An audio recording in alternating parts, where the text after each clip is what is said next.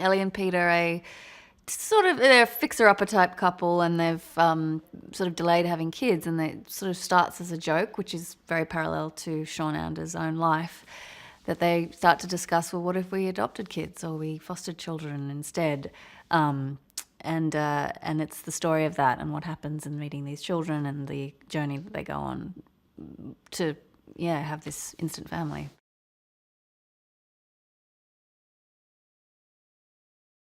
Sean and John reached out pretty early on, late last year, and we just started to talk and chat, and I read it and I was so intrigued, and then talked to Sean a lot, it's obviously his story, and that was really amazing to speak to him and to hear what happened and his journey and his adventure. I met with his wife, Beth, which was fantastic. I met with a lot of social workers.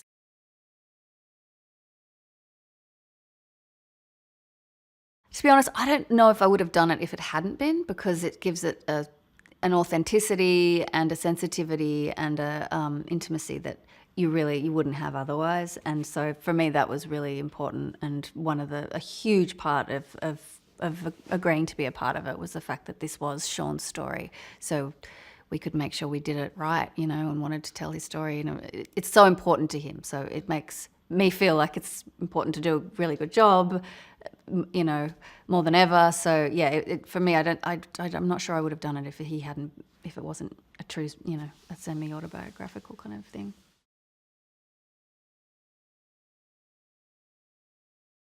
It is such a sensitive subject, and you really want to be able to tell it in an authentic way. So having him at the helm was very important.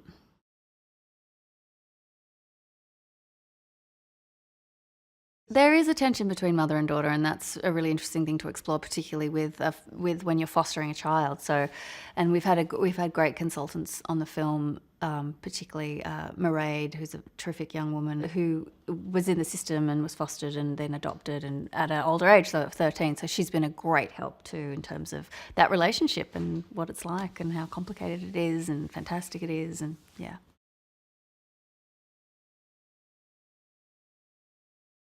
Pete and Ellie, they navigate through everything. I mean, they have a honeymoon period, which is very common that people go through, and then everything gets really hard and really complicated and really challenging.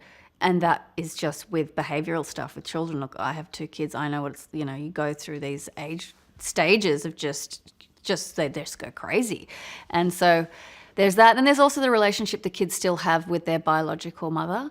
And that's also that happens when you're fostering as a foster parent, as a parent who fosters. So they go through those challenges. And again, the challenges, really a lot of it lies with the Lizzy character because she's the parent.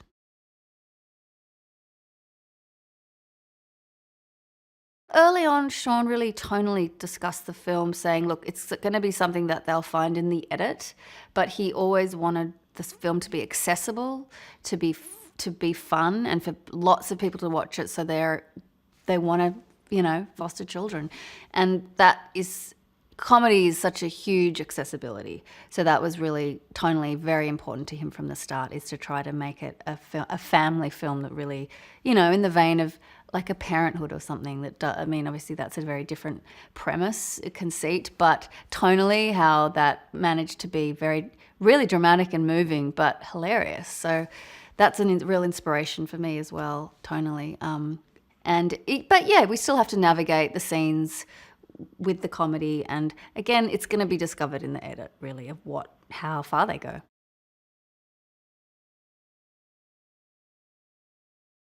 They meet 2 social workers, Karen and Sharon, who are played by Octavia Spencer and Tig Notaro, who shepherd them through this whole experience, and they find a match for them with the children and so on and so forth. And they do a lot of groups with other, therapy groups with other parents to discuss, the highs and lows of the whole experience. And so Sean and John were thrilled because Octavia Spencer and Tig Notaro agreed to do it. And they are, brilliant. They're so funny. They're such,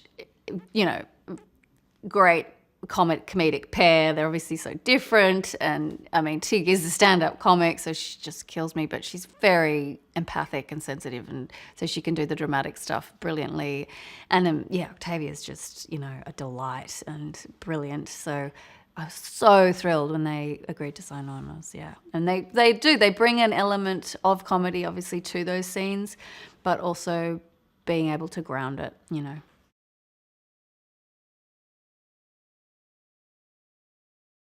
It's been terrific working with Mark. You know, I think he commits to something when it's my first time working with him, obviously, or even meeting him. And when he's there, he's just completely 110% committed, which is fantastic. He's naturally very funny, his intensity is very earnest and very hilarious.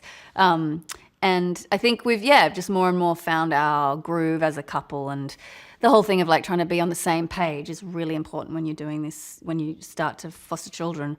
So that's something that is sort of a constant joke between the two of them. But they essentially have a good marriage, a really good marriage. So that was something that I hope we've achieved that you can kind of believe from the beginning as well.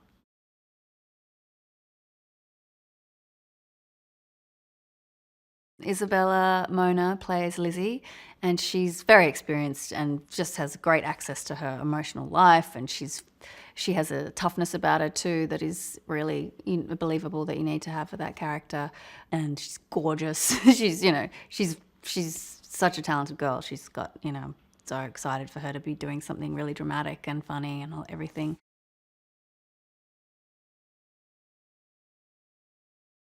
Gustavo plays Juan, and he's so lovely, Gustavo. He's got the most vulnerable quality to him, which is really heartbreaking, like instantly heartbreaking. You just kind of fall into his eyes, and he's very vulnerable. And the character's really vulnerable. He's always sort of bursting into tears, and, he really wants a family, that he's so motivated to just stay and be a family, and that's really evident. And he's got it written all over his face.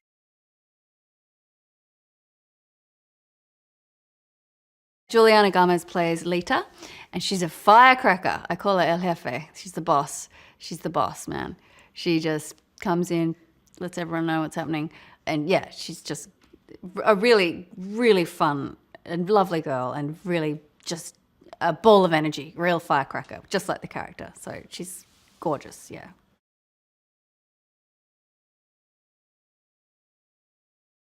The stakes are really high for him in this job. He really wants to tell this story. It means so much to him. So we don't stop until he gets what he needs, what he wants. And I've loved that. I've loved working with him. He's very specific and really focused and very open, candid. So any question is allowed, about the situation. So that, as for an actress is, or for an actor is, just brilliant.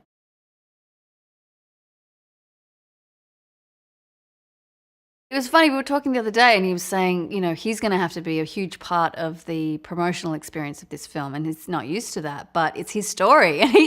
But he was so motivated to do it. He was like, I can't wait to start talking about this and telling people what a great, the experience of it and how challenging it is, but how rewarding it is. And he's so motivated to tell his story to hopefully get people to consider to foster, to adopt.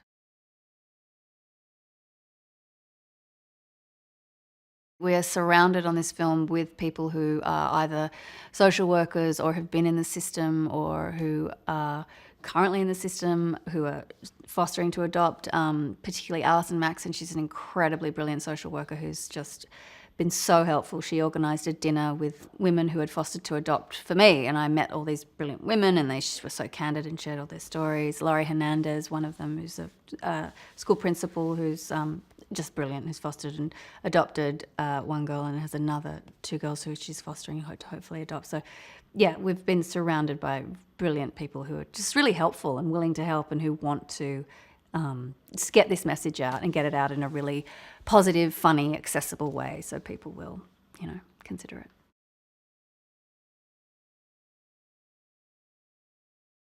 The more people I've sort of spoken to, the more people have revealed, like, oh, I was adopted, or we fostered a child when stories are slowly being revealed throughout this shoot, which has been quite, interesting. I was like, wow, it's all around, and that's been great. I just so wonderful to hear all these stories, and I think everybody feels invested in the project, perhaps in a way that is unique to this specific story, you know.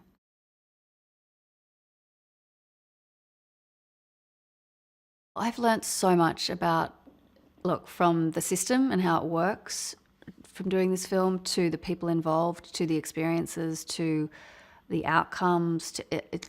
I can't put a frame around it, what I've learnt. It's been a really interesting, insightful, emotional experience.